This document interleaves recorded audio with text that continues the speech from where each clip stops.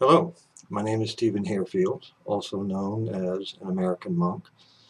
I have that name because I spent many years of my life as a monk studying the Mahayana Tibetan path of Buddhism in India many years ago. I'd like to talk to you today about a subject that's actually I feel is very important and very empowering for most of us once we understand it. That subject is karma. And I'm going to speak to you from my newest book, which is entitled The 12 Sacred Principles of Karma. I'm just showing you the book cover here momentarily so you can recognize it. I'd like to thank you for that. This is not really a commercial, but in a sense it is, because I'd like everybody to understand the power that is contained within karma. Most of us in this part of the world tend to take karma, let's just say, as a joke or not so genuinely. Yet in every monastery in the world, they teach this subject so that the monk understands the power that we actually wield. What is karma in the first place? You could sum it up by saying it's in essence, in total, the idea of cause and effect. As an example, you are the cause in your life, and the experiences as they show up are the effect or the result of the karma that you yourself generated into your life. We know it in this part of the world as what goes around comes around. Well, that's part of it. In Newtonian physics, they've mathematically bared out that, in essence, karma is real, and that's the Newton's third law of motion. For every action, there's an equal and opposite reaction. That's the essence of karma. Let me bring a little bit of clarity about the idea of karma to you for a moment. First off, karma is not a form of punishment. Karma is not about punishment. What it in essence is about is keeping the playing field level, making all things equal. What begins with you will return to you in some fashion.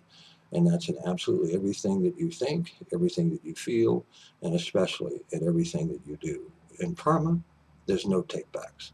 Karma is always going to keep that playing field of life totally, absolutely equal in all regards.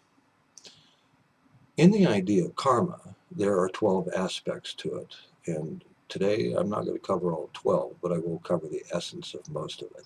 When we learn to understand that when we place blame on anything, anyone, or any circumstance, we're not assuming any level of responsibility. Yet in reality, the circumstances that you find yourself in are the end result of your karmic effect. We could even say that we have life because of divine karma. Why? Cause, the divine, the creator, created us as the effect. And it gave us the power as co creators in our world. And that power, and that power of creation, comes through all of our acts and actions. Let's look at the great law of karma here for a moment first. Simply stated, the first law of karma is what you sow, so shall you reap. No, the Christ didn't come up with that. In fact, that idea predates the idea of the Christ by over 3,000 years. He just understood the principles of karma and shared it with us. And what you sow, so shall you reap, is very literal. Everything that we do is like a seed. We plant it, and then we nurture it, and then it sprouts. And we don't know whether it's going to be a weed or if it's going to have fruit that we can absorb, so to speak. You see, everything that we think and feel and do are those seeds in our lives. And at some point in our lives, they're going to sprout and they're going to grow. And that's the experience which is going to return to you. That's the essence of the idea of karma as well. So what you sow, so shall you reap. One of the difficulties that we as humans do is we don't want to take personal responsibility for our own lives, our own selves, our own actions. So what do? We hide behind the idea of blame. And when we place blame in life, we can never understand the true impact of karma. You see, the second principle of karma says this, that you attract to you what you are, not what you want. Let me give you some examples of how karma works. Let us say that what you want in your life is a lot of money, abundance. You want to be affluent. But yet at the same time, your consciousness is filled with lack because you're always looking at what you don't have. The intriguing idea now on that subject is you are attracting to you exactly who you are. If you have lack consciousness where money is concerned, you will be filled with lack in your life in the material sense. Why? You are the generator. You are the cause of your own lack. And if we blame circumstances that we find ourselves in, then all you're going to have is more of the same thing because you've never taken ownership of the idea of lack contained within you. Change that. Let me assure you of one thing. No individual can ever attain abundance as long as their mind and their being is worried about the idea of lack.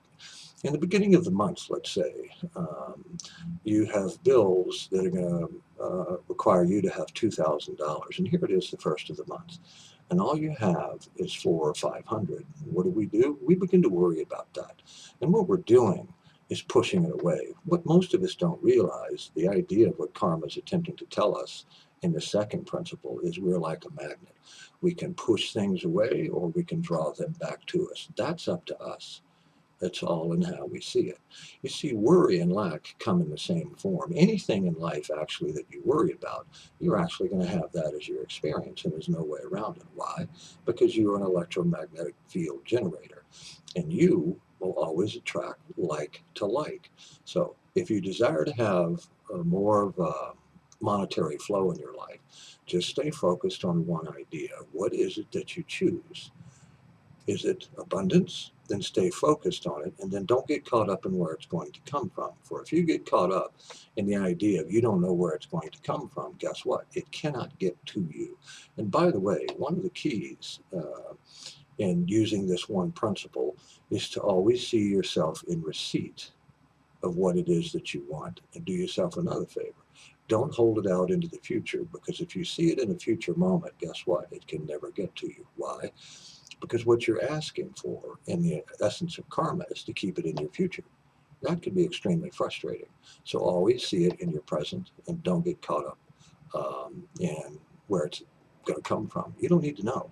As long as it comes and shows up, that's the only thing that counts. Let's talk about another idea. Let's say that what you want in your life is a great love, yet at the same time, every time you've attempted to experience love, it just hasn't worked out. There's always been a lot of turmoil in it. Well, maybe the seed of that turmoil comes from your emotions and the idea that you're actually afraid of getting hurt. If you have that within you, guess what you're going to attract to you? You're going to attract people to you that are going to hurt you in your heart. Why? Because that's who you are. Remember, you attract to you what you are, not what you want. So stay focused on what you want. In other words, to have that great love in your life, then you become that great love. And here's another idea based on this same subject. If you do not love you, then you cannot love someone else. More importantly, someone else cannot love you. So as a magnetic force, what you're actually doing is repelling. And when these people come into our lives as a result of our karmic effect, let's say you're afraid of love. What you're going to do is attract another person to you that's also afraid of love. And I can guarantee you that there's going to be fear, there's going to be arguments, and there's going to be great difficulties. Why? To teach you to let go of the fear. That's karma in action. Remember, it's about keeping all things equal. It's not about punishment. It's about pure equality in everyone's life. So you attract to you what you are. And I'm going to point out one more principle, and that's the idea. It's the fourth principle, in fact. And it says, wherever you go, there you are.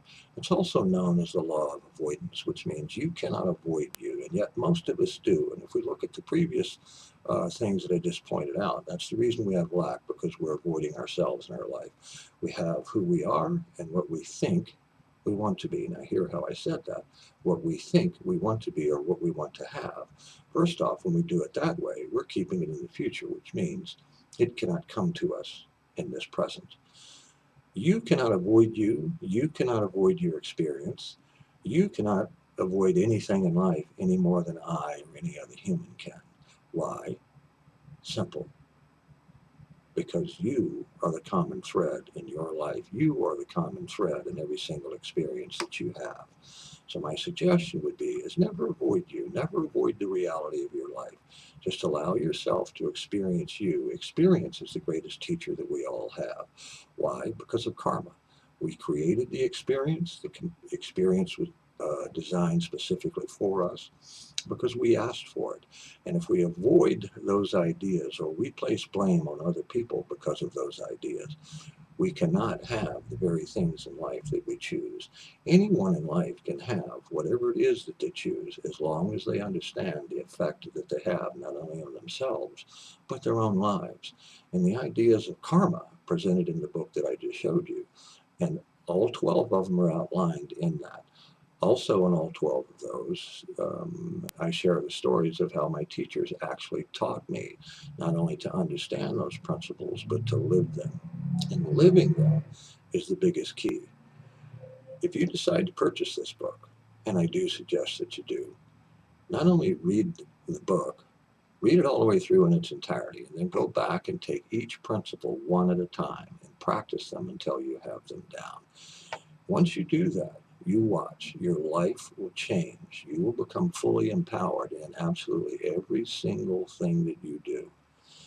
And know this, karma, being an equalizer, is always going to give to you only in equal quantities of who you are as an individual. And that is changeable through the experiences that you have. Being the common thread in your life, you've been given all of those experiences, and forgive me because I don't necessarily follow these words, whether they be good, bad, or indifferent. And the reason I don't follow those words is because bad occurs when we don't like the experience. Good occurs when we do. But it's simply just an experience created for you, by you, so that you can learn to operate truly in a very powerful way in your own life. You see, karma will give you any and everything that you ask for, but you become what it is that you seek first, and then it will come to you. Never attempt to avoid yourself. Never attempt to avoid any experience, and never attempt to judge an experience. Everything we say, everything we do in the physiological sense, everything we feel and we think is a very powerful force. And the whole idea of karma and what's explained in the little book that I showed you is to get those things all in alignment so you become fully powerful as a creator in the universe. I don't know about you, but I was not born with an eraser in my hands. Meaning this, that we spend entirely too much time attempting to undo the very things that we have created. Why not take what you have created and adjust it and move it more into the direction that you desire it to be instead of fighting and struggling with it? And by the way, fighting and struggling with it is nothing more than a result of a karmic action or activity that you yourself have generated. And even in that struggle, and even in that fighting, and even in that arguing within yourself, you are still generating more of the exact same thing. So if you wish your life to change, then understand the simple 12 principles of karma. And once you do, you will take a giant leap within your own life and become fully empowered by accepting the fact or the idea that you are the first cause. You, I, every single one of us. When we look around the world, we see that magnified. Thank you very much. I hope you enjoyed this short video. And if you get an opportunity, take a peek at the book or any other book written on the field of karma and decide for yourself. Thank you. And you can find out more about me by visiting my website at www.hairfield.com. And please, you can order this from Amazon.com. It's also available on Kindle, and possibly even give it to a friend. Not designed as a commercial, but more a point of knowledge. Learn about karma. Learn your effects, and your life will change. Thank you very much.